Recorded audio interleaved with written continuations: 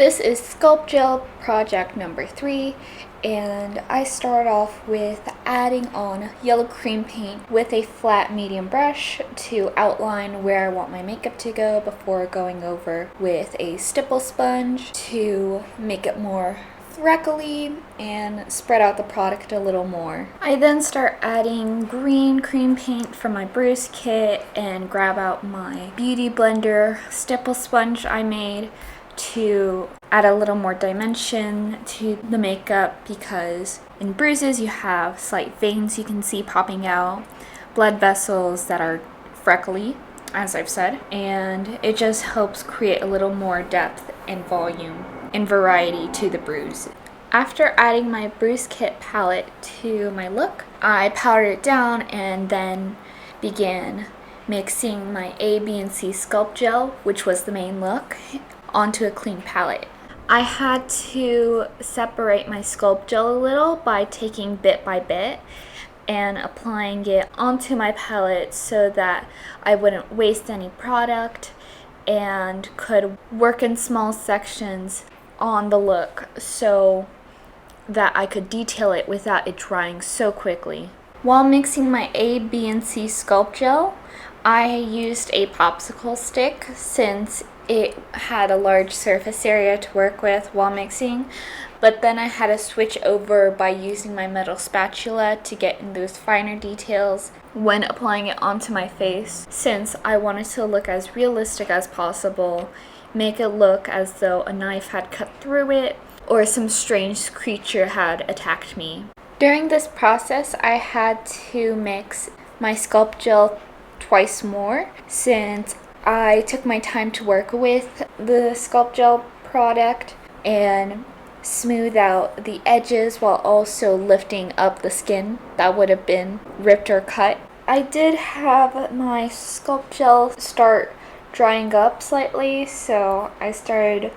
working a little bit faster, but realized then again I could mix a little bit more of product C into A and B, so I had more time to work with it instead of just rushing, taking out the rest of the unused Sculpt Gel and mixing in a new set of Sculpt Gel. At this point, I was really happy with how my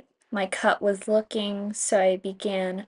flattening out any last details I wanted to remove or improve on before powdering the Sculpt Gel down once it had fully dried after 10 minutes, and then began applying my bruise kit once more. So as I usually do, I started with a bit of yellow, but realized that I needed to make the wound look deeper. So I then decided to switch out the yellow for the green cream paint and then use a medium point brush to brush in the green cream paint for the cut,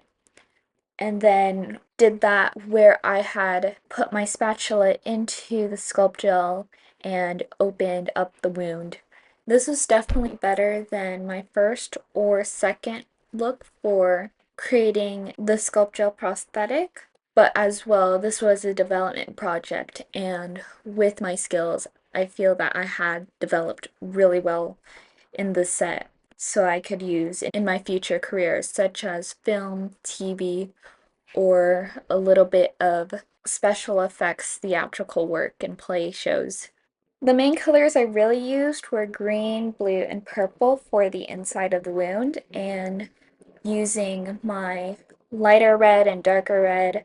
for where the skin had split from the cut, and my yellows for the outside, before I finally was happy enough to finish off there and begin powdering my work down so I can then start adding my blood. But before I could add my blood, I went over my powdered makeup look with a smaller fluffy brush to get in the small crevices that could not fit, to get rid of the excess powder that was still stuck to the Sculpt Gel. I tried being not as wasteful with my liquid blood since I wanted enough to use for other projects, but as well, less was always a bit more. And so I decided to use my same medium brush, which I use to color in the cream paint on the inside of the wound before going over with a smaller pointed brush to get in the small cracks that the medium pointed brush couldn't fit in, and around the outside of the wound, while also alternating between my stipple sponge. In the end, I was very happy with how my makeup came out. I felt it was very detailed with how deep and hollow the wound looked. Especially with the last little bit of blood I wanted to add to make it more fresh looking.